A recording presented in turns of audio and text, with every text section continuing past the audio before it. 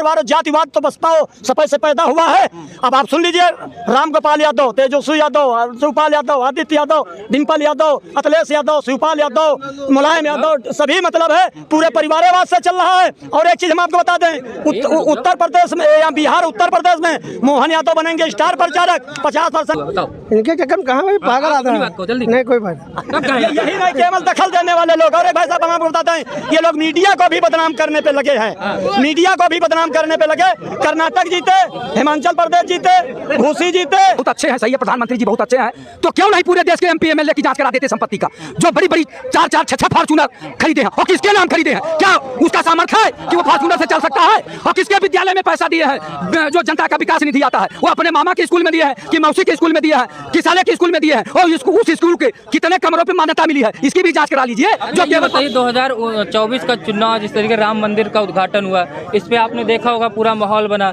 अब ज्ञान व्यापी का भी ब्यास खुल गया है और योगी जी का भाषण सुना ही होगा कि हमने 3 की, पांडवों ने 5 का मांग किया, हम 3 का मांग कर रहे हैं। कन्हैया जी का भी मंदिर बने, क्या कहेंगे आप? भैया मंदिर बन जाए, सब बन जाए, हम उसका स्वागत करते हैं, लेकिन गरीबी, बेबसी, लाचारी को भी समाप्त करिए। शिक्षा पे भी ध्यान दीजिए। कोई विश्व लेवल का विश्वविद्यालय ने मोदी जी बनवाए हैं, न योगी जी बनवाए हैं। विश्व लेवल का कोई अस्पताल न योगी जी बनवा रहे हैं, यानी माननीय मुख्यमंत्री जी न बनवा रहे हैं, न प्रधानमंत्री जी बनवा रहे हैं। इतने एम्स खुलवा दिए मेडिकल का। अरे धरातल पे सब उतर जाए तब तो सड़क कहाँ बनी और कहाँ बिगड़ी, ये सब न जाइए, जाके धरातल पे आप लोग देखिए। हकीकत में आपके देश में बेरोजगारी बढ़ रही है और युवा बेरोजगार है। क्रांति कौन लाता है? युवा लाता है। जिस और जमानी चलती है उस और जमाना चलता है। तो सुने हैं आप लोग अपने हिसाब से माहौल क्यों नहीं बना? अपने सत्ता का ही माहौल क्यों बनने देते? भैया सत्ता का माहौल देखिए, एक बात बताएं, जब सत्ता निर्मम हो जाती है, कठोर हो जाती है, तो जनता चुप्पी साध लेती है। लेकिन ये क्रांति बहुत देर में आती है, सुलगती रहती है। जब आक्रोश हो जाता है, श्रीलंका का माहौल आपने देखा था कुछ साल पहले कि नहीं? अगर आपने ध्यान दिया होगा तो वही दशा हो जाएगी देश की, अगर ये लोग इस पे ध्यान नहीं दिए। देश में भ्रष्टाचार कितना है उस पर ध्यान नहीं दे रहे हैं। अगर प्रधानमंत्री जी नैतिक हैं तो देश के सारे एमपी का, सारे एमएलए का, सारे आईएएस, आईपीएस, पीसीएस, पीपीएस का संपत्ति की जांच करा दें। उसमें भी विरोध करने लगेंगे आप? कोई विरोध नहीं करेगा।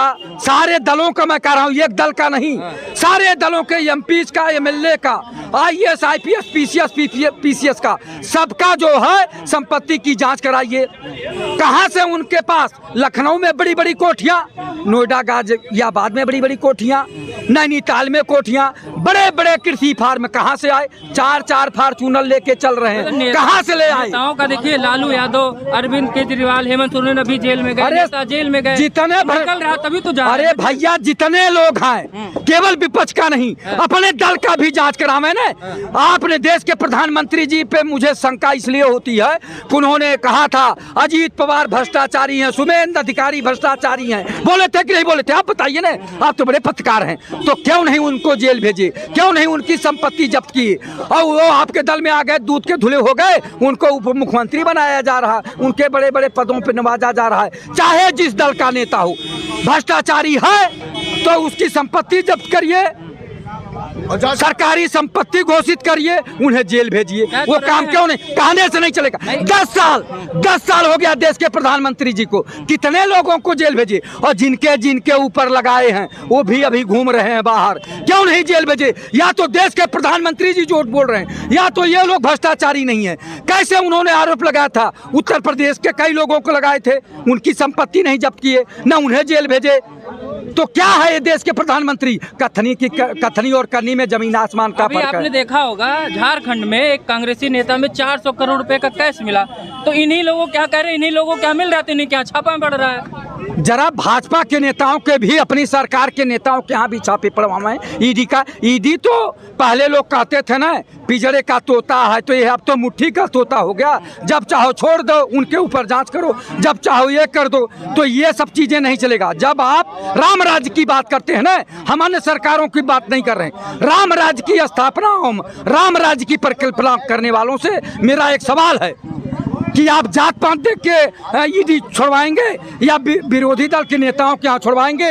जितने भ्रष्टाचारी हैं और जिनको देश के प्रधानमंत्री जी ने मंचों से बोला था कि ये भ्रष्टाचारी हैं, ये है, क्यों नहीं उनकी संपत्ति जब्त हो रही, क्यों नहीं उनको जेल भेज रहे हैं? हम सारे दल की बात कर रहे हैं, हम किसी एक दल की बात नहीं कर रहे। सारे दल के भ्रष्टाचारियों को जांच करानी चाहिए, उनकी संपत्ति जब्त करनी चाहिए, उन्हें जेल भेजना चाहिए, उनके घर में बुलडोजर चलवाना चाहिए। केवल विपक्षी दलों के ऊपर केवल ईडी और सीबीआई जांच नहीं होनी चाहिए। सारे एमपी को, चाहे जिस दल के हों, सारे एमपी, सारे MLA, IAS, IPS, PCS, PPS, जितने भ्रष्टाचारी हैं, और भ्रष्टाचार कहाँ नहीं है।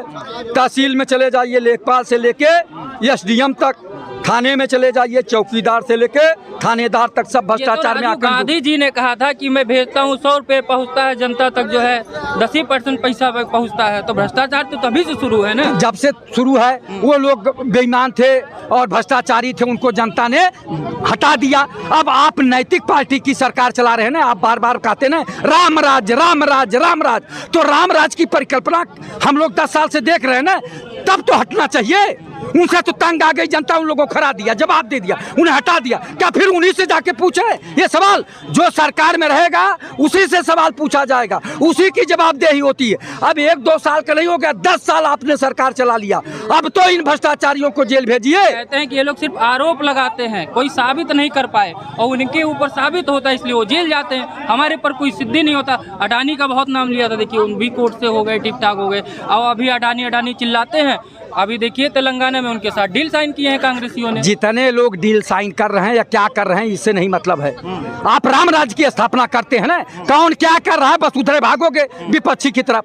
कौन क्या कर रहा है इससे नहीं मतलब है। सरकार की नैतिक जिम्मेदारी है ना ये सब देखना। आप सरकार में और राम राज्य की परिकल्पना कर रहे हैं। राम राज्य में सब समान थे ना, सबको समान अधिकार था, समान न्याय था, तो समान न्याय दीजिए ना। चाहे जिस दल का भ्रष्टाचारी हो उसकी संपत्ति जब्त करिए, उन्हें जेल भेजिए। आप घुमाते हैं इधर उधर की बात।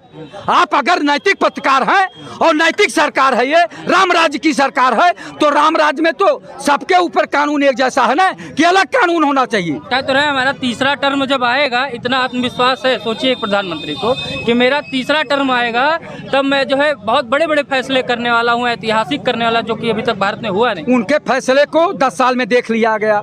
उन्होंने कहा था 2 करोड़ लोगों को प्रतिवर्ष रोजगार दूंगा, देश से भ्रष्टाचार समाप्त करूंगा, देश से महंगाई समाप्त करूंगा, विदेशों से जमा काला धन वापस ला के देश में खुशहाली लाऊंगा। उस पर कई कदम चले देश के प्रधानमंत्री जी। 145 करोड़ जनता को कहते हैं कि मैं आपका चौकीदार हूं, प्रधान सेवक हूं, अभिभावक हूं, कहते थे ना। इन्हीं के राज्य में, इन्हीं के शासन में विजय माल्या, मेहुल चौकसी, नीरव मोदी लाखों हजार करोड़ रुपया लेके भाग गए, और हमारा चौकीदार सोता रहा। और हम लोग सोच रहे थे ये चैतन्य चौकीदार हैं, जागरूक चौकीदार हैं, सजग चौकीदार हैं। तो ये कैसी चौकीदारी है? हम लोग तो इन्हें पूर्ण बहुमत नहीं, प्रचंड बहुमत की सरकार दिए, तब ये क्या कर रहे हैं?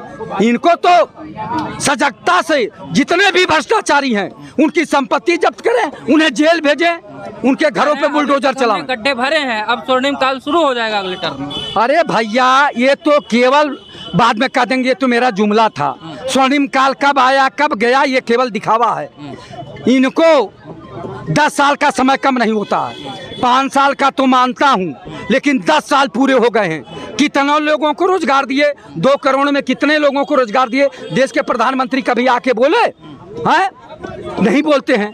बेरोजगारी पे नहीं बोलते हैं, भ्रष्टाचार के खिलाफ नहीं बोलते हैं, और महंगाई के खिलाफ नहीं बोलते। अभी बोल रहे थे ना, क्या गैस सिलेंडर 500 में कर दिए?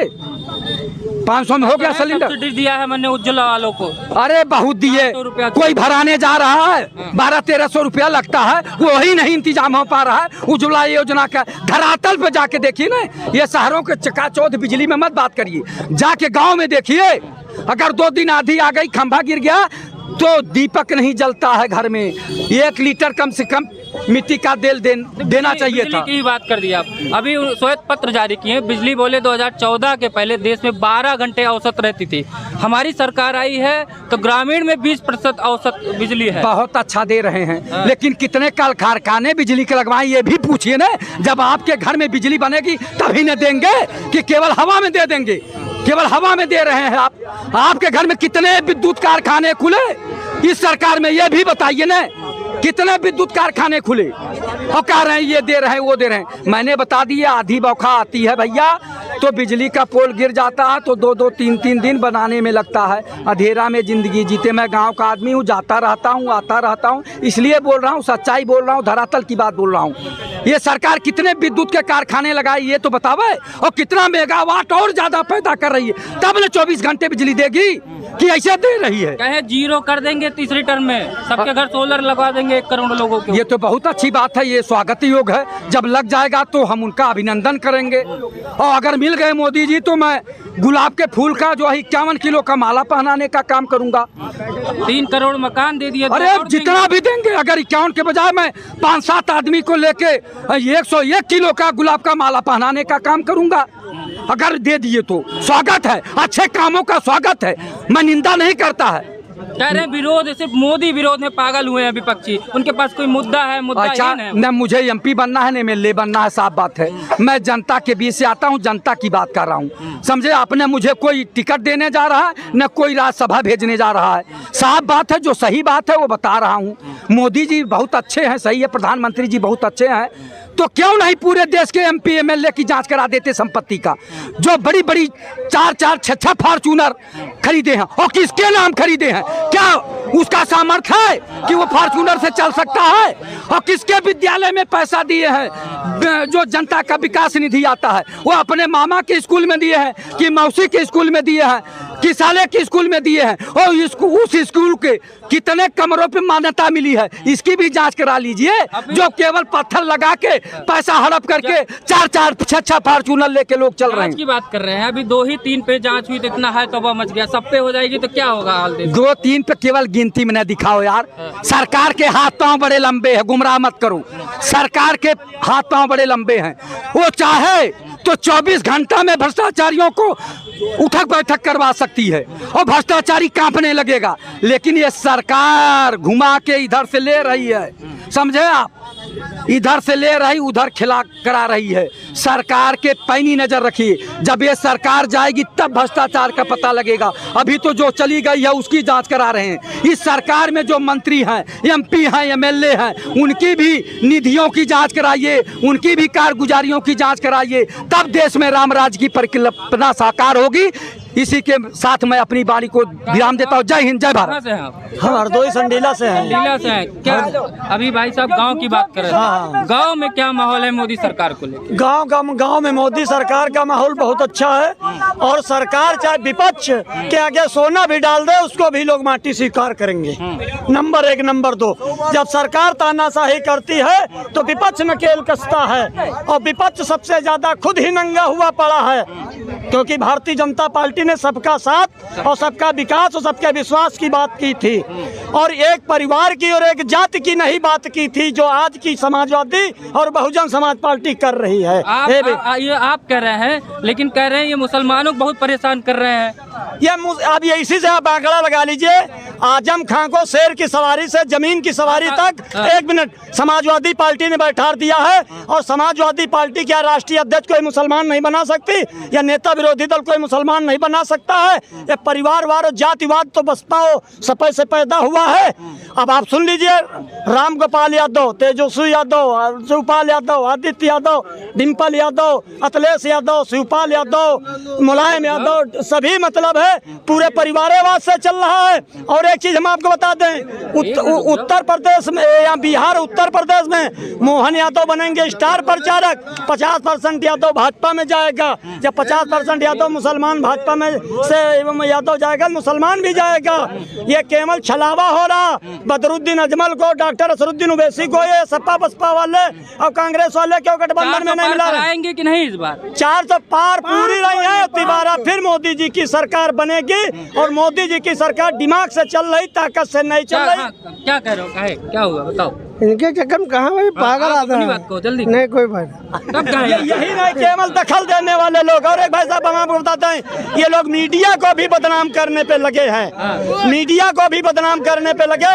कर्नाटक जीते, हिमाचल प्रदेश जीते, भूसी जीते, तेलंगाना जीते, तब EVM नहीं खराब। छत्तीसगढ़, मध्य प्रदेश, राजस्थान जीते, तब वहाँ पर EVM खराब हो गई।